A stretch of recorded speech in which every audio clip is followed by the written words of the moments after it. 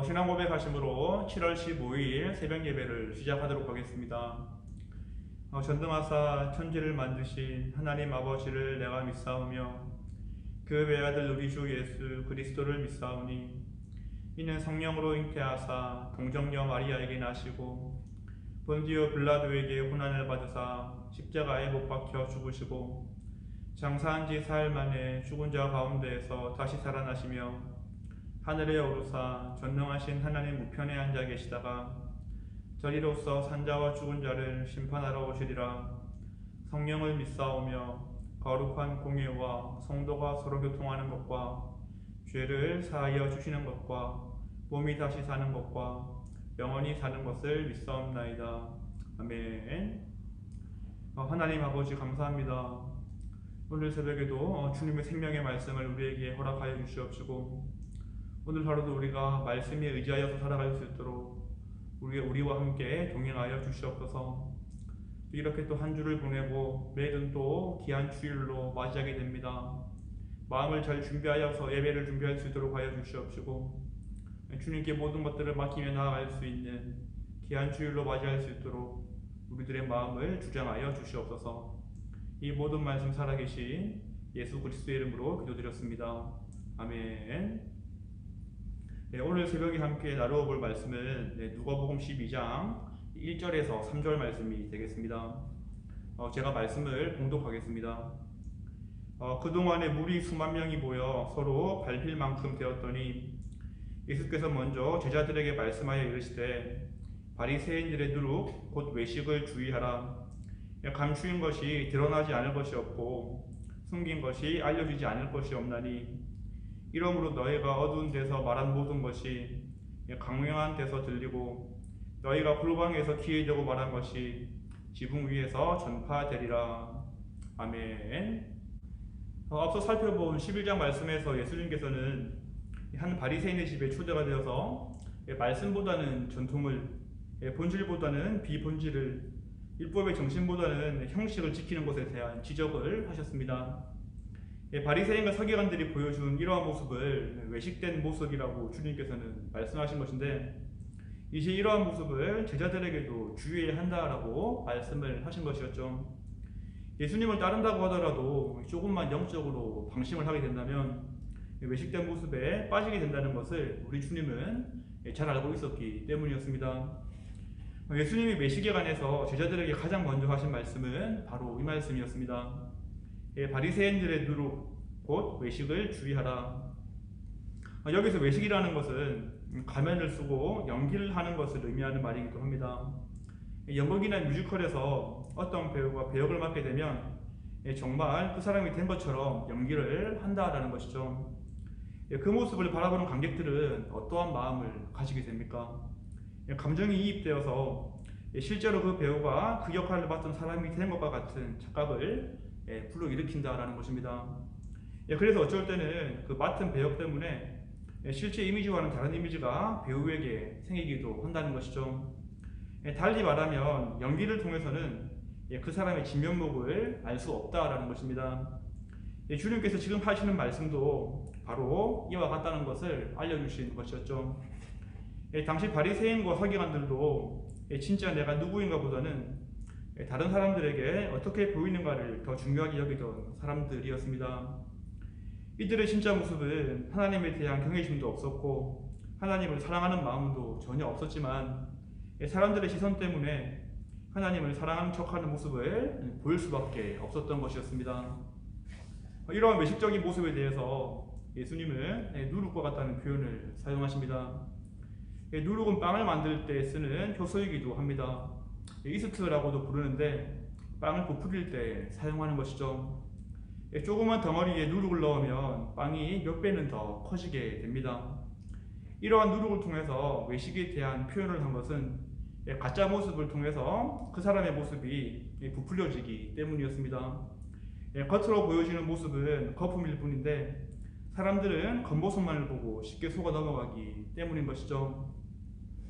그렇다면 이렇게 중심 없는 모습으로 사람들에게 인정을 구한다면 과연 어떠한 모습을 보이게 되겠습니까? 바로 종교 중독의 증상으로 연결이 될 수밖에 없다는 것을 우리는 기억을 해야 합니다. 이 한국의 바른 미디어라는 단체가 있는데 여기에서 만든 중독이라는 책이 있습니다. 현대사회에서 발생하는 여러 가지 중독에 대해서 다루고 있는 책인데 그 중에 종교 중독이라는 파트가 있는 것이죠. 저는 이러한 외식의 모습이 오늘날 종교 중독의 모습으로 드러나지는 않나라는 생각도 해보게 되었습니다. 관심받지 못하는 사회, 인정받지 못하는 시대 가운데 하나님이 아닌 사람에게 잘 보이고 인정받으려는 모습이 종교 중독의 모습으로 충분히 보여줄 수 있기 때문인 것이죠.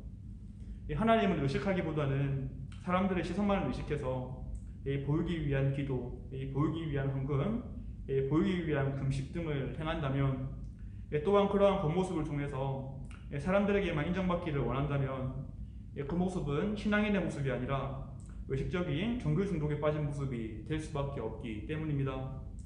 물론 예수님을 바르게 믿고 있는 우리에게도 가끔씩 이러한 모습은 분명히 드러날 수 있습니다. 그렇다면 이러한 외식적인 모습을 어떻게 하면 경계를 할 수 있겠습니까? 거기에 대한 답을 주님은 말씀해 주시는데 제가 이어지는 말씀을 읽어보겠습니다. 감추인 것이 드러나지 않을 것이 없고 숨긴 것이 알려지지 않을 것이 없나니 이러므로 너희가 어두운 데서 말한 모든 것이 강명한 데서 들리고 너희가 골방에서 귀에 대고 말한 것이 지붕 위에서 전파되리라. 아멘. 이 말씀을 통해서 예수님께서는 외식적인 모습을 경계해야 하는 것을 말씀하시는데 그 이유는 모든 것이 결국 드러날 것이기 때문이었습니다. 여기서 주님께서 말씀하신 감추인 것은 덮어둔 것, 숨긴 것은 숨겨둔 것으로 해석해 볼 수 있는데 누군가가 의도적으로 숨겨놓았다라는 뜻이 된다라는 것이죠. 즉 우리가 외식적으로 행하는 모습은 나의 본 모습을 의도적으로 감추고 숨겨놓은 것이 될 수밖에 없음을 주님께서는 분명하게 말씀하신 것이었습니다. 이어서 예수님은 3절 말씀을 통해서 이 어두운 데서 말한 것이 강명한 데서 들리고 골방에서 귀에 대고 말한 것이 지붕 위에서 모든 것이 들리고 전파될 것이라고 대조의 방법을 사용해서 말씀하십니다. 결국 주님은 너희의 참모습은 언젠가는 드러날 수밖에 없어 라고 말씀을 하신 것이죠. 로마서에서도 이러한 말씀이 기록되어 있습니다. 로마서 14장 11절에서 12절 말씀을 제가 읽어보겠습니다. 기록되었을 때 주께서 이르시되 내가 살았노니 모든 무릎이 내게 꿇을 것이요 모든 혀가 하나님께 자백하리라 하였느니라. 이러므로 우리 각 사람이 자기 일을 하나님께 직고하리라. 아멘. 이 말씀처럼 우리는 언젠가는 내 본 모습을 하나님 앞에 고백하게 될 수밖에 없습니다. 그렇게 외식적인 모습을 아무런 소용이 없음을 우리는 오늘 말씀을 통해서 우리 마음속에 반드시 새겨야 한다는 것이죠. 일시적으로 감출 수는 있지만 언젠가는 하나님 앞에서 우리의 본심이 낱낱이 밝혀지게 될 것이기 때문입니다. 여기에 대해서 히브리서에서도 이렇게 기록이 되어 있습니다. 히브리서 4장 13절 말씀입니다. 지으신 것이 하나도 그 앞에 나타나지 않음이 없고 우리의 결산을 받으실 이의 눈앞에 만물이 벌거벗은 것 같이 드러나느니라. 아멘. 여기에 대해서 요한계시록에도 죽은 자들이 자기 행위를 따라 책들에 기록된 대로 심판을 받으니라고 말씀을 하고 있습니다. 이것이 성경의 일관된 진술이고 이미 정해진 우리의 미래의 모습이다라는 것입니다. 삶을 살아가는 모든 인생은 언젠가는 하나님 앞에서 정직한 평가를 받게 된다고 성경은 오늘도 우리에게 말씀을 하고 있습니다. 그렇게 외식된 모습을 지향하기 위해서는 코람데오의 신앙을 우리는 늘 기억해야 하겠습니다. 코람데오라는 말은 하나님 앞에서라는 의미를 가지고 있는 말인 것이죠.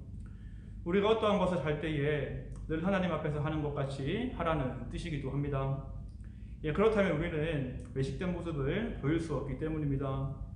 하나님은 우리의 마음 중심을 아시는 분이시고 어떤 생각을 가지고 그 행동을 아시는지 잘 알고 계시는 분이시기 때문입니다. 그리고 이러한 외식된 모습을 회복하기 위해서는 믿을 만한 공동체 가운데 연약한 부분을 고백하는 것도 좋은 방법이 될 수 있습니다. 내가 상대방을 사랑하는 척 했지만 정죄했던 모습들, 그리고 나만 알고 있는 은밀한 죄들을 고백할 수 있는 이러한 모습을 우리는 보여야 한다는 것입니다. 이러한 진솔한 고백과 서로 돕는 기도를 통해서 우리는 외식적인 모습에서 벗어날 수 있기 때문입니다. 오늘 말씀을 잘 묵상해 보면서 그 누구에게나 외식적인 모습이 있다는 것을 우리는 또 발견하게 됩니다. 그러나 그 모습을 숨기는 것이 아니라 주님 앞에 솔직하게 고백할 수 있는 은혜가 있기를 바라겠습니다. 저도 오늘 말씀을 묵상해 보면서 내 안에 외식적인 모습이 많이 있다는 것을 발견하게 되었습니다. 하지만 계속해서 이러한 모습에 머무는 것이 아니라 코람데오의 신앙을 늘 기억하면서 주님의 은혜를 구하는 모든 분들이 되기를 바라겠습니다. 늘 내가 하나님 앞에 있다는 믿음을 가지고 외식의 모습이 아닌 참다운 마음으로 주님을 섬기고 교회를 섬길 수 있는 모든 분들이 되기를 주님의 이름으로 축원하겠습니다. 기도하겠습니다. 하나님 아버지, 오늘도 말씀을 주시며 감사합니다.